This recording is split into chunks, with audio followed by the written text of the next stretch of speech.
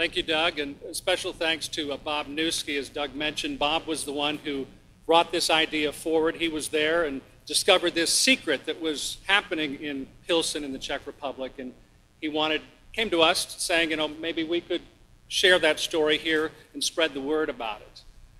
Well, our bosses at Fox 11 always say, we'll go anywhere for a good story. Imagine what they thought when we said we wanted to go halfway around the world. But I think together we all decided what happens in Pilsen shouldn't stay in Pilsen. And so Tim and I went there. We were there for 5 days, as Doug pointed out. It was a quick turnaround. I mean, day turned into night, turned into day. But I think the appreciation we got from the Pilsen people and the friendship that we made with our new friends in Pilsen, they really showed us a new appreciation for what it's like to be American, what it's like to have the troops that we have here fighting for us, not only here, but around the world. And I think that new appreciation resonated with us, that we found a new appreciation for being Americans and a new appreciation for our troops. And that's what we wanted to share with you here tonight. There's no substitute for going to visit Pilsen during the Liberation Festival. I would encourage everyone to go. But if you can't go, hopefully our story here tonight will give you just a glimpse of what it's like over there, the impressive nature of the people there, and the respect and the honor and the admiration they have for Americans and our American soldiers. So if you'll travel with us, we'll return to Pilsen to share with you an American story. Thank you for liberating this town. American World War II veterans. Heroes returning to a city in the Czech Republic. It's a celebration of liberty and free, and I think it's a celebration of United States. Honored and remembered for their service and sacrifice. It humbles me. It humbles me. Makes tears come to your eyes, really. And from Northeast Wisconsin, a new bond linking past and future generations. When you listen to the people who continue to remember our soldiers and our America and our sacrifices, how could we not be touched by that? This is Return to Pilsen, an American story. Hello, I'm Mark Leland, and welcome to the city of Pilsen in the Czech Republic.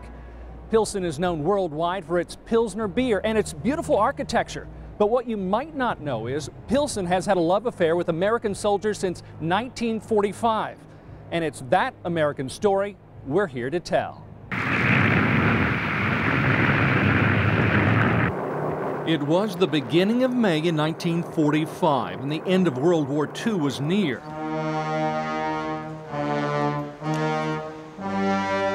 The people of Pilsen were rising up against the last holdouts of the German Nazis, who had controlled their city for 8 years. But they needed help from the approaching American troops. The 2nd Infantry Division and the 16th Armored Division, both part of General George Patton's 3rd Army, rushed in to help, bringing at long last liberation to Pilsen and ultimately an end to the war.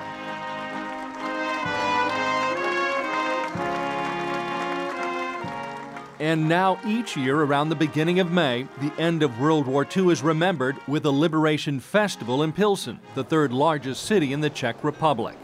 It's located about an hour's drive west of the capital of Prague. There's music, public gatherings, and a parade. And yes, as you can see by the flags being waved, this festival is a resounding salute to the Stars and Stripes and American World War II veterans. It's very rare. It's been over 60 years and they still honor the American forces and have wonderful celebration. The biggest show of community support happens during the Convoy of Liberty. Thousands literally line the streets here to check out the World War II veterans and the military vehicles. 91-year-old Marion Kirkham is one of a handful of American veterans who made it to this year's festival. He served in World War II and has returned to Pilsen for several years now, where his brother died fighting to help the Czech people. He is amazed at the outpouring of love and support he and the others continue to receive. They lost their freedom, so they know what it's like without freedom. And now they want to preserve that freedom. And they want their children to remember what freedom means. It's amazing to me. Kirkham and the others are riding in authentic World War II Jeeps. In fact, all of the vehicles in the parade are from that era, painstakingly restored by local car clubs. And the young U.S. soldiers you see are actually Czech reenactors who take part out of a genuine love for America and those World War II veterans. This is why we do it, to see, to meet these people, to tell them thank you very much for everything they did. And if it's not military jeeps, it's the American flag. It can be found everywhere in Pilsen during this time of year, and permanently at a special memorial thanking America for liberating the city on May 6, 1945. The memorial can be found, fittingly enough, on America Boulevard. What is it for you that keeps you coming back? In one word, I could say the people. The people. The people. It's a special bond? Yes, because when we arrived here in 1945, May of 1945, I personally found the Czech people were so close to us in hearts and minds that it's a natural bond. A bond the veterans and the Czech people say continues to grow stronger with time. We really appreciate what they did. We know we are trying to do the same. This is the place, it's really the nexus where the Czech dreams of freedom and the American commitment to freedom came together in 1945. And so even in all of the dark years that followed once the communist coup happened in 1948, even in all those dark years, this remained a silent, but at the same time loud monument to that shared Czech and American dream of freedom. The collapse of communism in 1989 led Czech citizens to demand political change, and Pilsen residents found themselves free once again. They chose to publicly recognize the American veterans for their role in liberating the city decades earlier. Since 1990, the city has held a Liberation Festival, welcoming back World War II veterans, their families, and Americans in general to honor those who fought for the city's freedom and to pay tribute to the service and sacrifice of so many. But given the country's history, no one here takes freedom for granted, even after celebrating it for 24 years. Bob Newski of Northeast Wisconsin has been a visitor to the festival for several years. And I think there's a little bit of a fear that things that were almost a certain thing have become a little uncertain. And I think we need to let them know that the U.S. is still behind helping the Czech people. All the citizens of Pilsen have been waiting eagerly for this moment to come again. They've been looking forward to another great celebration of the city's liberation. The appreciation for America can be found everywhere you look in and around the city of Pilsen. Signs of support are everywhere. Oh, I'm glad to see you. And the message is passed down here from generation to generation. I think they were big heroes because they rescued us from Germans or Nazis, and they helped us. They helped people which got away from the Soviet occupation. Free at last. But as fewer and fewer American veterans are able to return to Pilsen, new ideas from a new generation are emerging to keep the history alive. The sacrifice that these men have made must not be in vain. It was General George S. Patton whose Third Army pushed through Europe to Pilsen to liberate the people here, and it's Patton's grandson, George Patton Waters. Thank you, Pilsen. Who today returns to Pilsen in support of a college scholarship that bears his famous family name. It's an investment in the future of Pilsen, seen by the people here as another gesture of support from America. I think even though the amounts aren't as, staggering amounts, it's the fact of doing something for somebody else, giving them an incentive to try. On behalf of the Brian Lavalette Foundation, the Patton family. The idea of the scholarship came from Doug Lavalette, president of the Brian Lavalette Scholarship Foundation in Northeast Wisconsin. His foundation awards dozens of scholarships honoring fallen veterans throughout Wisconsin and the United States. And when he was introduced to Waters in the Liberation Festival in Pilsen several years ago, he found the lasting legacy of American soldiers in Pilsen to be a perfect fit. When you listen to the people who continue to remember our soldiers and our America and our sacrifices, how could we not be touched by that? Because it's not like that in every other part of the world. And they haven't forgotten. It's almost 70 years, Mark, since the liberation, and they haven't forgotten. This year's recipient is a high school graduate from Pilsen planning a career in community service. And she already sees the scholarship impacting more than just her life. I think it's a great opportunity to connect the Czech Republic, and not only the Czech Republic, but Europe, with the United States. The U.S. ambassador to the Czech Republic also views the scholarship as a way to bring the two nations even closer together. Like with keeping democracy alive, we need to keep the friendship between our two countries alive too. You got to be moving forward, you have to be trying new things. That's why we're so pleased to welcome the Lavalette Scholarship here. And for Adela, the scholarship money she receives comes as somewhat a surprise, since her desired profession is in community service. And jobs like the military, police officers, and teachers are not well respected because those were the jobs held by communists, and the stigma has not yet disappeared. It offers new options, I believe, but on the other hand, I think it shows it's too bad the Czech Republic is unable to stand up to the fact that humanitarian help and working for society is not really respected, and that there aren't any awards for it.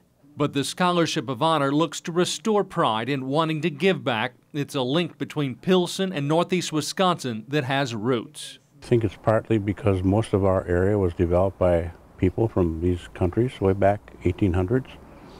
And it's part of our experience growing up with that kind of culture. Values of sacrifice and commitment and caring for others. And we want to see those layered over a society that under communism kind of lost those values. And as time takes from us our World War II veterans, the city of Pilsen will have to rely in part on the scholarship and the future generations it will touch to keep its history alive during the annual Liberation Festival. Well, it is an unusual city in its love of the United States. I think the Czech Republic as a whole, very pro-U.S. U.S. Ambassador to the Czech Republic Norman Eisen has witnessed the bond between Pilsen residents and American veterans firsthand since being appointed to the post back in 2011. He joined Pilsen Mayor Martin Baxa during this year's Liberation Festival.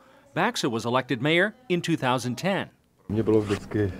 You asked me what was accomplished by the Liberation Festival. It's deepening our cooperation and friendship between the US and the Czech Republic, and also building on those good ties and those foundations, creating good ties and creating a sense of oneness between the two nations. That sense of oneness could be seen as American World War II veterans took part in an open forum with the people of Pilsen, a regular feature of the festival. Hello. Hello. It offers a chance to share stories, get caught up on the past, and make new connections.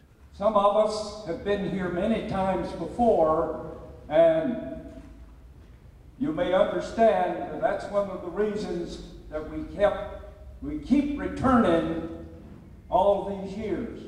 Each year there are fewer connections to the past, but the thrill of getting pictures and autographs of these heroes continues to grow stronger. And for me, is it amazing time to spend with them. I think it's great. It's a great opportunity to welcome all these veterans who are real heroes. And I think the people have to come here because the veterans can give them a lot of things what they saw in the war, and the peoples are forgetting that. And I think they don't have to forget it because it's so interesting for us. It humbles me. It humbles me because I'm nobody. And you want my autograph, you know, just because they honored the Americans. As much as the Liberation Festival cherishes the return of World War II veterans to Pilsen, it is also a time to honor and remember those who died for the freedom being enjoyed here. Pilsen recognizes the service and sacrifice of the Americans, and the surviving World War II veterans pay homage to their fallen comrades. There are 3 of us here today from the 2nd Infantry Division representing those who could not be here and those who never had a chance to arrive here in 1945.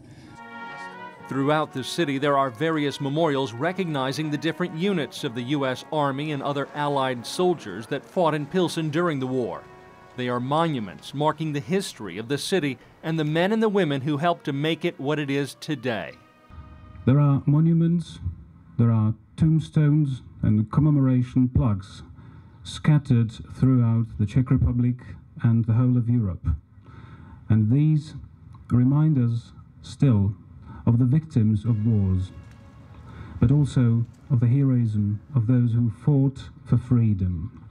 There is a monument to all warriors and victims of war. Another remembers the Czech soldiers who fought alongside the Americans. And this monument honors those who served with the 16th Armored Division. This monument is not for those of us who are still able to travel or still alive. It's a monument to all the 16ers who are not alive today. And the largest monument in the city is a thank you to America. 2 pillars stand tall together, representing America and the city of Pilsen, with a Czech flag and an American flag side by side. And each year, time is taken at each monument and memorial. And each year, the public turns out to pay their respects and thank their American friends. Thank you for liberating this town. One memorial that has stood longer than any others pays tribute to First Lieutenant Virgil Kirkham of Corbett, Oregon. The 20-year-old pilot was shot down a week before the war ended, crashing into a hillside in the nearby town of Újezd. Marion Kirkham is Virgil's brother. The plane was going 350 miles an hour, so he carried it clear to the hill there in the forest. Zdenka Sledkov, then just 14 years old, heard the plane go down and witnessed the trail of smoke coming from its final resting place. She says her father and a neighbor raced through the woods in search of a survivor, but there would be none. This photograph from 1945 shows the early grave for Kirkham, a cross and fence made out of birch limbs and parts of the plane's engine. The United States government would later retrieve the body, but the memorial would continue as a reminder of Kirkham's service and sacrifice. Her teacher started with this monument or grave. Yes. Then he was persecuted by communist regime and he had to stop. That's when, as a teenager, Sledkov would make her way on a regular basis to watch over the memorial. It was forbidden to come at this place. They were still coming illegal shortcut. She knew she risked trouble with communist community leaders, if not for her, her family, but she persisted, and others in town kept her secret. Everybody know it, her name, about this place, but nobody was speaking about it. It wasn't until 1995 that Marian Kirkham was able to travel to the Czech Republic to visit his brother's memorial and meet Sladkov. She says it was funny. She couldn't speak English and he couldn't speak Czech, but they got along instantly. We just were working our hands, but very warm it was. Since the town's liberation, the people of Újezd have publicly embraced their long-lost hero with a special plaque in town and yearly visits to the memorial. 5 miles round trip to go out there to honor my brother. It's unbelievable. It just, yes. The images of World War II remain vivid in the minds of those who lived through it. The death, the destruction, and in the city of Pilsen, in what's now the Czech Republic, the celebration of being liberated. Stories have been passed down from generation to generation. Yeah, my grandfather, John Patton, I mean, he came in, you know, in June after the city had been liberated. But the people are thrilled because they all think Patton did it. And Patton did it with 400,000 other great Americans. I was one of the first veterans to come back. Each year since 1990, some of those great Americans who helped to bring freedom to Pilsen have returned to take part in the city's annual Liberation Festival, to be honored and to share their stories with the people. The 2nd Infantry Division traveled from the Belgium-German border, east, north, south. It was a zigzag journey. Earl Ingram was part of the 2nd Infantry Division, as was James Duncan. But as Duncan made his way to help free Pilsen, his most memorable shots were not with a gun, but a camera. Starting in the little village of Domoslice, which was the largest village, first large village that was liberated in Czechoslovakia, I took just literally dozens of pictures. So I concentrated on taking pictures of people, because that's always the kind of pictures that one remembers and looks at later. Duncan admits he was not a professional photographer, but he always loved capturing life on film, even as a child growing up in Madison, Wisconsin. I used to ride my bicycle out to the Madison airport, to the Royal Airport in Madison, actually, in those days, which was on the southeast side, and take pictures of airplanes with my box camera. And while most photographs end up in albums, Duncan decided during his 5th visit to Pilsen that these pictures needed to be seen by those in Pilsen today. So he made copies for the city, which put together a public display when Duncan returned for the 2013 Liberation Festival. That it was my dream all these 68 years that somehow those pictures would be available for people to recognize themselves, hopefully, or their grandparents or their parents. Duncan took these pictures in the spring of 1945. He says he got some of the film and cameras from German prisoners of war. Literally stole it out of bombed out stores, bombed out houses, and in many cases by saying to captured German officers, "Hast du Fotoapparat?" Nein, nein. But if they had photoapparat film, in other words, or cameras or whatever, they were very happy to turn it over to me. You know? The display shows just a fraction of the 332 pictures he took in 1945, but they did what he had hoped for, to bring back memories of those who recognized the sites and, more importantly, could pick out relatives. This woman identified her family, and there were others. I was particularly thrilled, and perhaps one of the high points of my life, that I learned that a lady actually who was 6 years old at the time recognized not only herself but her younger brother in one of the pictures that I took. Duncan knows he won't always be around to share his stories, but he's pleased what he saw and captured through a lens will live on. Without the perseverance of the Czech people, America's involvement in bringing freedom to Pilsen might have been forgotten. During the communist rule from 1948 to 1989, Officials and teachers tried to eliminate any mention of American troops being involved in the liberation of Pilsen. History books credited the Russians for defeating the Nazis. They've got a picture of an army truck with a couple of African Americans driving it, and a white star on the side, and underneath it says part of the